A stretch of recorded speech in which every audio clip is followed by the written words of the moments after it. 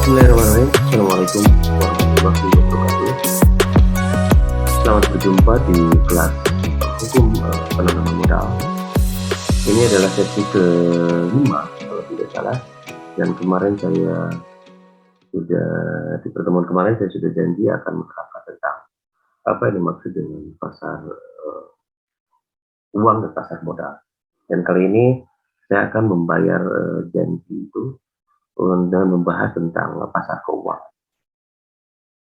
Mahasiswa Fakultas Hukum Universitas Buana Perjuangan Karawang. Dunia usaha yang mengalami pertumbuhan dan perkembangan membutuhkan investasi dan modal saja.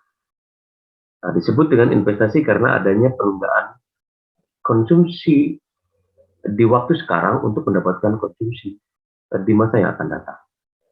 Pada dasarnya investasi berkaitan dengan penanaman dana atau modal dalam berbagai alternatif aset yang diharapkan akan memberikan hasil berupa keuntungan.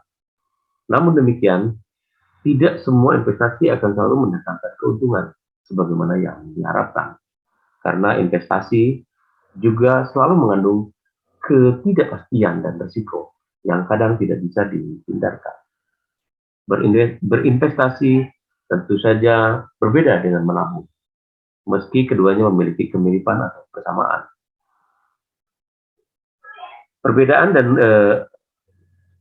antara investasi dengan menabung diantaranya investasi digunakan untuk tujuan jangka menengah dan jangka panjang, sedangkan menabung bertujuan untuk jangka pendek. Lalu investasi juga bertujuan untuk memperbesar kekayaan melalui regular income dan capital gain, sedangkan menabung tujuannya akan mencapai atau seringkali bersifat konsumtif. Lalu yang ketiga, dana awal untuk investasi biasanya relatif cukup besar, sedangkan dana awal untuk tabungan jumlahnya relatif lebih kecil. Pada pokoknya, investasi dapat dibedakan ke dalam dua jenis investasi. Yang pertama, real asset, disebut juga investasi langsung, dan real asset ini merupakan investasi yang dilakukan dalam bentuk barang modal, seperti tanah, bangunan, emas, mesin, perusahaan, dan lain sebagainya. Yang kedua, financial asset yang biasanya disebut investasi tidak langsung, seperti investasi dalam bentuk saham, obligasi, surat berharga, deposito, dan lain sebagainya. Sebelum melakukan investasi, terdapat beberapa hal yang perlu diperhatikan. Yang pertama, menentukan tujuan investasi. Nah, dengan mempertimbangkan dana yang tersedia, keuntungan yang diharapkan, dan risiko yang akan dihadapi. Lalu yang kedua, kita harus mempertimbangkan atau melakukan analisis terhadap investasi, meliputi pendekatan fundamental dan pendekatan teknikal. Yang ketiga, membentuk portofolio investasi, mengukur kinerja masing-masing investasi, membandingkan antara investasi dengan risiko yang akan dihadapi. Lalu yang keempat, mengevaluasi kinerja portofolio, dan yang kelima, merevisi portofolio investasi. Mahasiswa sekalian,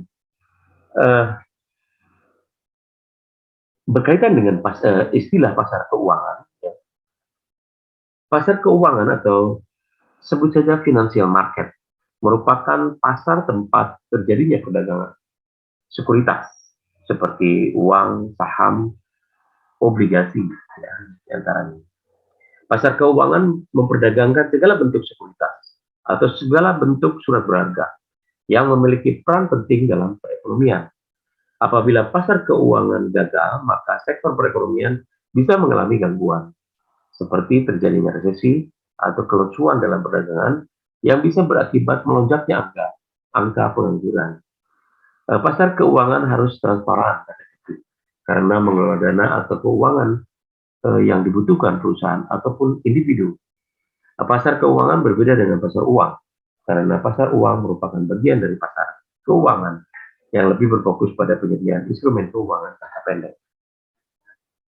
Pasar keuangan adalah mekanisme pasar yang memungkinkan bagi seseorang atau korporasi untuk dengan mudah dapat melakukan transaksi penjualan dan pembelian dalam bentuk sekuritas keuangan, seperti pembelian saham, pembelian obligasi, dan lain sebagainya. Pasar keuangan menyediakan suatu mekanisme penciptaan dan pertukaran aktiva keuangan.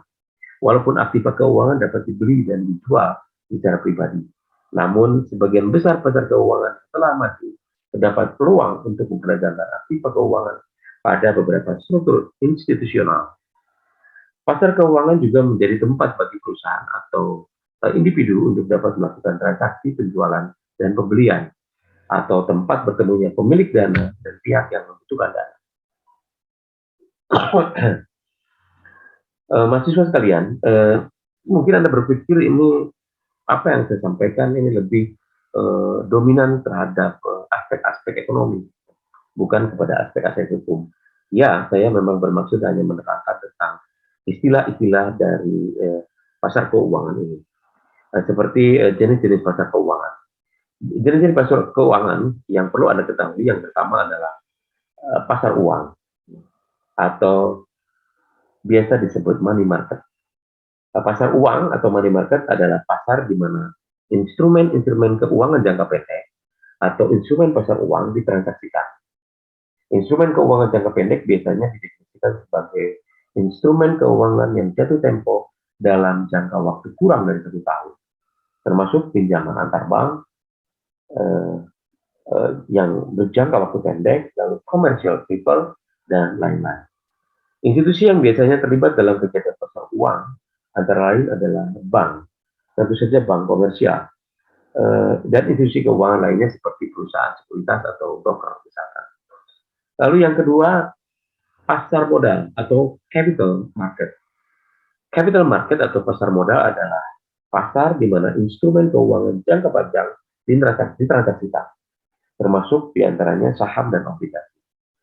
Nah, hasil pendanaan dari obligasi dan saham dapat digunakan secara leluasa oleh perusahaan dalam jangka yang panjang sebagai tambahan modal ya, bagi perusahaan, atau tambahan capital istilahnya kalau dalam ekonominya. Para pelaku yang mempunyai peran dalam pasar modal adalah perusahaan sekuritas di pasar saham, sedangkan di pasar obligasi baik bank maupun perusahaan sekuritas sama-sama mempunyai peran. Lalu bursa merupakan institusi yang menyelenggarakan perdagangan efek secara terorganisir.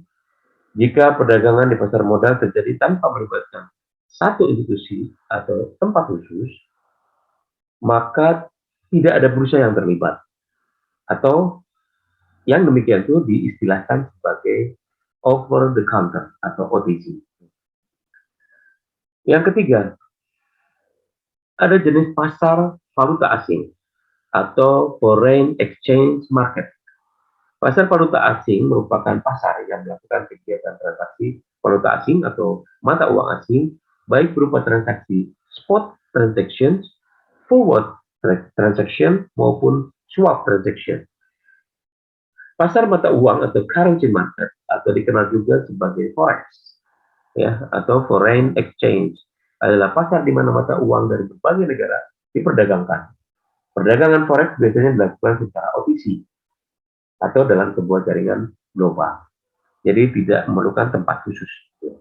Pasar mata uang merupakan pasar yang terbesar dibandingkan dengan pasar-pasar lainnya di dalam pasar keuangan dunia. Lalu yang keempat, pasar komoditas atau diistilahkan future market. Pasar komoditas merupakan pasar yang kegiatannya memperjualbelikan barang-barang komoditas tertentu. Pasar komoditas adalah pasar di mana komoditas diperdagangkan secara terorganisir dan biasanya berjangkau yang melibatkan institusi keuangan.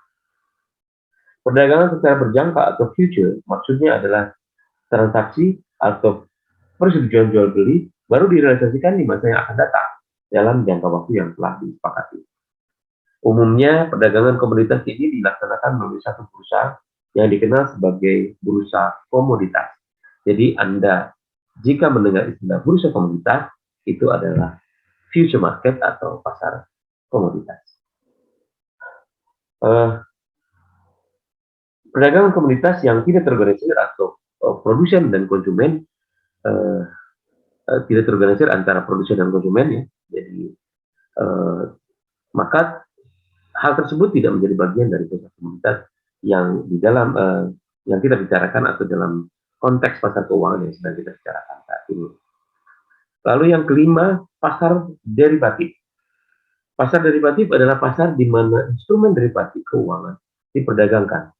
Yang dimaksud dengan instrumen derivatif adalah instrumen yang dibuat mengacu pada instrumen keuangan lainnya, seperti saham, obligasi, mata uang, dan instrumen lainnya. Dengan kata lain bahwa instrumen derivatif merupakan instrumen turunan atau derivatif dari instrumen keuangan lainnya. Nah, transaksi di pasar derivatif dapat terjadi secara OTC dan dapat juga melalui bursa. Biasanya bursanya itu adalah bursa berjangka. Nah, berdasarkan instrumen yang diperdagangkan di pasar keuangan, maka dapat dibedakan menjadi dua jenis. Yang pertama adalah debt market dan yang kedua adalah equity market. Debt market adalah pasar yang memperdagangkan instrumen utang yang dalam waktu relatif jangka waktu kurang dari 1 tahun disebut surat utang jangka pendek. Seperti contohnya SBI atau surat Bank Indonesia, sertifikat Bank Indonesia, lalu commercial paper dan lain sebagainya. Surat utang jangka menengah, jangka waktu jangka temponya 1 hingga 5 tahun, seperti obligasi atau di Indonesia dikenal adanya obligasi Republik Indonesia atau ORI dan surat utang negara atau SUN yang dikeluarkan oleh pemerintah Indonesia. Sedangkan surat utang jangka waktu yang relatif lebih lama, yakni lebih dari 5 tahun, adalah contohnya obligasi. Lalu yang kedua, ada equity market istilahnya. Equity market adalah pasar yang menjual belikan klaim kepemilikan perusahaan berupa saham dan termasuk surat berharga jangka panjang karena tidak memiliki waktu jatuh tempo. Pemegang saham secara periodik akan memperoleh pembagian keuntungan dari saham yang dimilikinya di suatu perusahaan yang diistilahkan atau yang kita sebut sebagai dividen. Selanjutnya, berdasarkan jangka waktu jatuh temponya, pasar keuangan dikelompokkan menjadi dua. Yang pertama, money market. Money market atau pasar uang merupakan pasar di mana instrumen yang diperjualbelikan memiliki jangka waktu jatuh tempo kurang dari 1 tahun. Pasar uang pada dasarnya adalah pasar utang atau kredit jangka pendek. Lalu yang kedua, capital market adalah pasar di mana instrumen jangka panjang diterbitkan dan diperdagangkan. Instrumen utang yang diperdagangkan adalah obligasi, baik obligasi pemerintah maupun obligasi perusahaan. Sedangkan instrumen equity yang paling banyak diperdagangkan adalah saham. Apabila berdasarkan pada transaksi pertama kali dilakukan, maka pasar keuangan dapat dibedakan menjadi primary market dan secondary market. Primary market adalah pasar di mana penerbitan dan penjualan surat-surat berharga untuk pertama kalinya dilakukan. Primary market disebut juga sebagai pasar perdana atau initial public offering atau IPO, atau lebih dikenal dengan istilah go public. Jadi kalau Anda mendengar istilah perusahaan go public, itu termasuk dalam primary market. Penjualan ditawarkan langsung kepada investor, baik individu, perusahaan, ataupun pemerintah. Lalu yang kedua adalah secondary market. Secondary market merupakan pasar di mana transaksi jual beli surat berharga yang sebelumnya diterbitkan dan ditawarkan di pasar perdana atau di primary market. Maka proses transaksi jual beli saham dilakukan oleh bursa efek melalui jasa perusahaan efek. Lalu transaksi pada pasar sekunder ini tidak mempengaruhi struktur modal perusahaan. Kenapa demikian? Karena transaksi di pasar sekunder ini tidak menyebabkan atau tidak mempengaruhi aliran dana kepada perusahaan penerbit. Ya. Karena perusahaan penerbit hanya mendapatkan dana tambahan pada pasar perdana. Jadi pasar yang secondary market ini adalah pasar lanjutan dari setelah pasar perdana itu. Nah, sedangkan berdasarkan cara pembayarannya, maka pasar keuangan dapat dibedakan menjadi satu, cash market, dan kedua, derivative market. Cash market adalah pasar yang pada saat transaksi langsung dilakukan pembayaran dan serah terima aset keuangan. Dalam prakteknya pembayaran dan penyerahan aset keuangan yang diperdagangkan dapat dilakukan pada hari yang sama, 1 atau 2 hari setelah transaksi. Lalu yang kedua adalah derivative market. Derivative market merupakan pasar yang diselesaikan transaksinya, baik pembayaran atau penyerahan aset keuangan dilakukan secara berjangka. Lalu instrumen pasar keuangan, ini yang penting. Fasilitas yang berupa surat jual beli pasar keuangan digunakan untuk transaksi antara pembeli dan penjual sebagai peminjam. Beberapa instrumen pasar keuangan atau pasar uang dan pasar modal antara lain sebagai berikut. Yang pertama, sertifikat Bank Indonesia. Sertifikat Bank Indonesia adalah surat berharga yang dikeluarkan oleh Bank Indonesia sebagai pengakuan utang berjangka waktu pendek, 1 atau sampai dengan 3 bulan, dengan sistem diskonto atau bunga, dengan tujuan untuk mengontrol jumlah uang yang beredar dalam masyarakat, yang secara tidak langsung bisa mengendalikan laju inflasi dan nilai tukar rupiah. SBI ini merupakan salah satu mekanisme yang digunakan oleh Bank Indonesia untuk mengontrol kestabilan nilai rupiah. Dengan menjual SBI, maka Bank Indonesia dapat menyerap kelebihan uang primer yang beredar di masyarakat. Tingkat suku bunga yang berlaku pada setiap penjualan SBI ditentukan oleh mekanisme pasar berdasarkan sistem lelang. Jika terjadi kenaikan inflasi di pasar, maka Bank Indonesia akan menyedot likuiditas dengan cara menawarkan suku bunga yang lebih tinggi atau supaya menarik, gitu ya. Sehingga bunga SBI akan ditetapkan pada tiap penjualan berdasarkan mekanisme pasar melalui sistem lelang yang biasanya diadakan setiap pekan. Lalu yang kedua, surat berharga pasar uang atau SBPU. Jangan salah, bukan SPBU tapi SBPU. Surat berharga pasar uang, yaitu surat berharga yang dikeluarkan oleh Bank Umum dan dibeli oleh Bank Indonesia dengan nominal yang cukup besar. Tujuannya adalah untuk meningkatkan likuiditas bank umum tersebut dan menekan laju inflasi. SBPU merupakan surat berharga yang terpikat dan sudah ditandatangani oleh nasabah serta pemilik dana. SBPU digunakan sebagai jaminan atas pelunasan utang kepada pihak yang bersangkutan. Dalam prakteknya, SBPU diperjualbelikan melalui bank komersial, antar bank komersial, lembaga keuangan bukan bank, Bank Indonesia serta masyarakat umum yang telah memenuhi persyaratan dari Bank Indonesia. Nah, perdagangan SBPU ini biasanya dilakukan dengan cara lelang serta sistem diskonto atau bunga. Sehingga keberadaan SBPU ini berfungsi sebagai alat pembayaran, surat bukti tagih hingga sebagai alat bukti investasi. Yang ketiga, sertifikat deposito. Sertifikat deposito adalah produk yang ditawarkan oleh bank yang memberikan premi suku bunga sebagai imbalan bagi pemiliknya dengan membiarkan deposit tersimpan dalam jangka waktu tertentu. Hampir semua lembaga keuangan konsumen menawarkan instrumen ini, tergantung pada masing-masing bank untuk kegiatan yang ingin ditawarkan. Berapa banyak tarif yang tentunya lebih tinggi dibandingkan dengan tabungan dan produk pasar uang. Dan sanksi yang dilakukan juga untuk penarikan jika deposito ditarik lebih awal. Lalu yang keempat ada istilah interbank call money, pinjaman singkat antar bank. Kalau bahasa Indonesia, pinjaman singkat antar bank adalah penempatan atau peminjaman dana jangka pendek dalam hitungan hari antar bank, dari bank yang satu dengan bank yang lain. Instrumen call money merupakan instrumen bank dalam mengatasi kekurangan atau kelebihan dana jangka pendek yang bersifat sementara. Bagi bank yang menempatkan pinjaman pinjaman singkat merupakan akibat bank, sedangkan bagi bank yang menerima penempatan sebagai pinjaman singkat merupakan kewajiban atau utang untuk yang menerima penempatan uang. Kelima, commercial paper. Commercial paper adalah surat berharga komersial. Adalah sekuritas dalam pasar uang yang diterbitkan oleh bank atau perusahaan berkapitalisasi besar. Biasanya instrumen ini tidak digunakan sebagai investasi jangka panjang, melainkan hanya sebagai pembelian inventaris atau untuk pengelolaan modal kerja.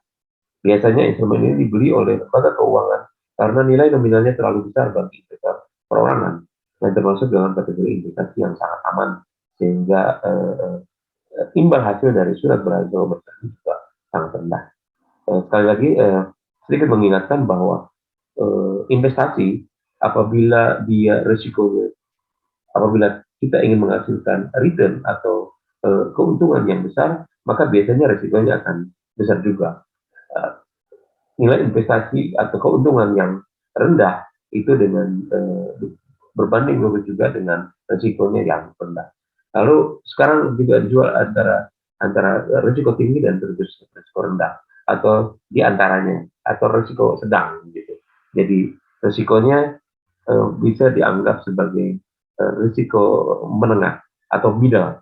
Jadi terlalu berisiko juga tidak, dan terlalu aman juga tidak. Jadi kita katakan, jadi ada 3 jenis investasi yang kalau kita perbandingkan dengan hasil dan keuntungan yang didapat, yaitu risiko tinggi dengan hasil keuntungan yang tinggi, risiko sedang dengan hasil keuntungan yang sedang, dan risiko yang rendah dengan hasil keuntungan yang rendah juga. Baik, mahasiswa sekalian, lalu yang keenam, yaitu Treasury Bill.